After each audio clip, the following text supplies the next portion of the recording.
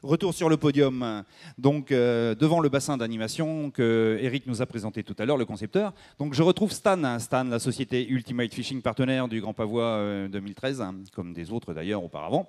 Donc Stan, que nous as-tu amené aujourd'hui ? Alors là, on va parler d'un petit leurre aujourd'hui de la marque Duo, qui est toujours distribué par Ultimate Fishing. Façon de parler petit, parce qu'il est déjà de taille correcte, mais il est beau. Voilà, qui va avoir pas mal de destinations. Comme tu peux le voir ici, c'est quand même sévèrement armé. Donc c'est un leurre qui va pouvoir avoir plusieurs destinations, comme je le disais, aussi bien des pêches ici dans l'Hexagone, que ça va être du bar ou pas mal de poissons dont on va parler après, ou même des pêches anthropiques, parce que comme on va pouvoir le voir sur un petit modèle que j'ai ramené là, qui est transparent, on a affaire encore une fois de plus à un leurre qui est totalement en full wire. Ce qu'on appelle full wire, c'est donc que tu as cette fameuse corde à piano qui permet de rejoindre l'accroche du leurre et les deux hameçons, qui est une seule partie, donc qui évite bien sûr le fait que le leurre puisse s'ouvrir sur les gros poissons et sur les gros combats. Donc, je te disais là en commençant, voilà ce petit leurre qui fait partie de la famille des minots de par sa forme. Voilà. Un minot à bavette ici, avec une bavette assez imposante en plus qu'on va voir qui est relativement épaisse. Alors, quand on dit minot, en général, c'est effilé, quoi. C'est minot, ça veut dire souvent effilé, poisson effilé.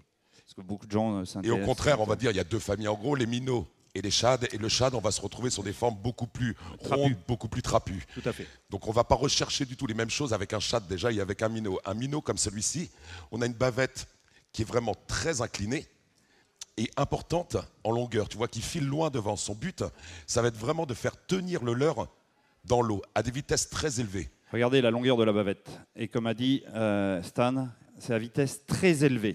Et vous allez vous savoir pourquoi dans peu de temps. Voilà, j'allais y venir. Pourquoi a-t-on besoin de vitesses très élevées ? Il y a certains poissons qu'on ne peut faire déclencher vraiment que par des vitesses élevées. Voilà. Notamment ici, il y a la chance d'en avoir. Moi, j'en ai pas beaucoup par chez moi, mais ici, il y a vraiment une chance d'en avoir. C'est ces fameuses bonites. Bonites. Alors, tout le tour de l'île Dorée, autour de Léon, même un peu là, partout, on parle de bonites de plus en plus, tous les ans, ça se construit, ces fichus bonites. Et il y a des leurres appropriés pour. Et Stan est là pour nous dire que ce leurre est approprié pour. Alors, déjà, les premières caractéristiques. Il faut aller vite. Il y a deux caractéristiques qui sont importantes. On aura toujours des leurres qui sont en densité coulante. On a besoin d'avoir des leurres qui crochent l'eau, qui tiennent dans l'eau. Et pour tenir dans l'eau, la première chose qu'on a à voir, c'est la densité coulante. La densité coulante va permettre au leurre de crocher l'eau. Voilà. Il y a une deuxième chose qu'on va pouvoir voir sur le modèle qui est transparent, qu'on va voir sur ma droite, c'est que tu as un équilibrage qui est un petit peu particulier. Il n'y a pas de billes. Dans beaucoup de leurres, pour faire de l'équilibrage, pour faire du transfert de masse, on va trouver des billes. Là, ce qu'on le voit, comme on peut voir sur le grand écran, ce sont des maslottes, des sortes de maslottes, des plombs mis en forme qui viennent épouser toute la partie ventrale du leurre. D'accord. Là, le but du jeu étant de mettre vraiment tout le poids du leurre le plus bas possible. Alors, dans un but, en fait, qui ne décroche pas. Voilà. Et il y a une chose qui est importante, c'est la bavette. La bavette est du même profil que le poisson nageur, c'est-à-dire qu'elle n'est pas plus large, elle est vraiment profilée. Moi, je le vois, si on va essayer de le voir à la caméra. Voilà, regardez au grand écran. La bavette est vraiment de la même largeur, de façon vraiment à le ramener le plus vite possible, qu'il ne décroche pas. Exactement. Donc, il va y avoir plusieurs utilisations possibles. Bien sûr, la première, ça va être dans les chasses qu'on peut remarquer.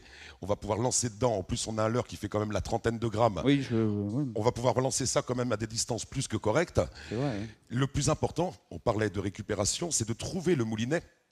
Ah oui, avec la récupération suffisante. Voilà, il y a beaucoup de gens, peut-être beaucoup de gens ne font pas forcément attention à chaque fois, mais là, le ratio du moulinet, donc la récupération, le nombre de centimètres que va prendre le moulinet par tour de manivelle, a une importance.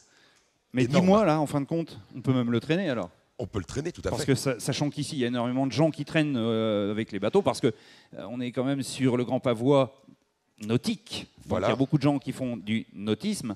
Alors forcément, d'atteler, je vais dire atteler derrière le bateau ce type de leurre. Exactement, que ce soit aussi bien, par exemple, pas forcément en bateau à moteur, il y a nos amis voiliers qui sont en voile aussi, qui pratiquent la traîne, que ce soit aussi même par, sur des grands voyages. Alors je suis curieux de voir. Allez, on essaye de faire, j'ai bien dit, parce qu'il faut aller très très vite. On va comprendre direct, on va voir, donc déjà on peut constater sa densité coulante, qui va descendre directement au fond, et vous allez voir que là, je n'ai vraiment peine Je suis vraiment obligé de mouliner très très vite pour pouvoir déclencher la nage du leurre. Voilà, alors là, c'est comme il va tellement vite à la caméra, en général on a une caméra aquatique, on voit le leurre, on essaye, mais on va le voir qu'au dernier moment, ça va trop vite. Ça va trop vite. Et là, pour les visiteurs, il va falloir s'approcher pour pouvoir le voir parce que ça va vraiment trop vite. Et là, il y a vraiment quand même un panel de visiteurs non négligeable. Heureusement qu'Eric est venu nous installer un grand bassin pour pouvoir voir un petit peu ce leurre évoluer.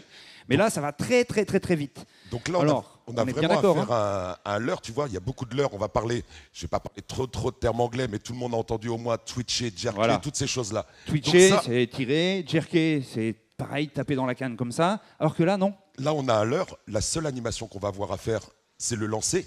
Vu qu'il est en densité coulante, venir le faire descendre à la profondeur souhaitée. Très souvent, grâce au leurre coulant, en plus, c'est bien souvent qu'on peut avoir des tapes à la descendante dès le premier lancer. Exactement. Il faut être... on envoie le leurre très rapidement et il a à peine touché quelquefois que le poisson est déjà derrière. Et là, le but, c'est vraiment d'aller, mais à une vitesse phénoménale. Tout ce que je dis depuis le début, c'est erroné depuis quelques jours. Je dis, faites des pauses, arrêtez, etc. Mais là, on est bien sur un poisson, on s'axe sur la bonite. La bonite, c'est ça qui va déclencher. Alors, sachez que vous pouvez faire du bar, comme a dit Stan. Bien sûr. C'est un leurre que j'utilise personnellement grâce à ses qualités, tu vois, qui le permettent de lancer loin, notamment pour pêcher les brisants. L'avantage des leurres lourds, c'est que tu vas pouvoir te rester en condition de sécurité, parce qu'on sait très bien que nos chers amis les bars adorent l'oxygène. Les moules, pas les déferlantes, mais les vagues qui viennent écumer sur des têtes. Mais le plus important, bien sûr, c'est de toujours penser à sa sécurité. Vas-y, redonne-nous un coup ou deux là de. Oh, ça c'est pas bon. Eric, ne te sauve pas, Eric. Il va falloir le passer dans l'autre sens. Ah, c'est pas grave. On discute, il est coulant, donc voilà, il est resté où. C'est pas grave. Le trou est bouché pour l'instant. Donc. Là, on va remercier Stan sur... c'est un accident de profondeur. Voilà, il n'y avait pas assez de profondeur. Mais il faut aller, rappelez-vous, ce leurre, on le remontrera, il est là. Il est là. Ce leurre va aller... Ah, excusez-moi, je peux. Ce leurre, il faut le ramener très, très, très, très, très vite. Donc, c'est-à-dire, il y a une chose importante qu'on n'a pas dit, Fred, c'est quelque chose qu'on va pouvoir traîner environ quasiment à des vitesses de 5 nœuds. 5 nœuds. Donc 5 nœuds à la canne, il va falloir tourner la manivelle rapidement. Il va falloir y aller. Donc un bon ratio, comme a dit. Le ratio, c'est le tour de manivelle. Donc sachant, si on le pêche à la canne, il va nous falloir des ratios à peu près. On va prendre le mètre au tour de manivelle. Voilà, mètre au tour de manivelle. C'est-à-dire qu'à chaque fois que j'aurais fait un tour de manivelle, j'aurais pris un mètre. Bon, ben parfait. Merci à toi, Stan. Et puis je dis... merci à vous tous. Je dis à tous nos auditeurs à tout à l'heure. Pour tous les gens intéressés, bien sûr, ce leurre est disponible chez Will à l'escale du pêcheur. Vous allez pouvoir suivre Stan là-bas, à l'escale du pêcheur. Il a un stand et il vous parlera de ce leurre qui s'appelle... Le Rocktail de la compagnie Duo. Voilà, de chez Duo, le Rocktail. Merci beaucoup, Stan, et à tout de suite. À bientôt. Merci, Fred.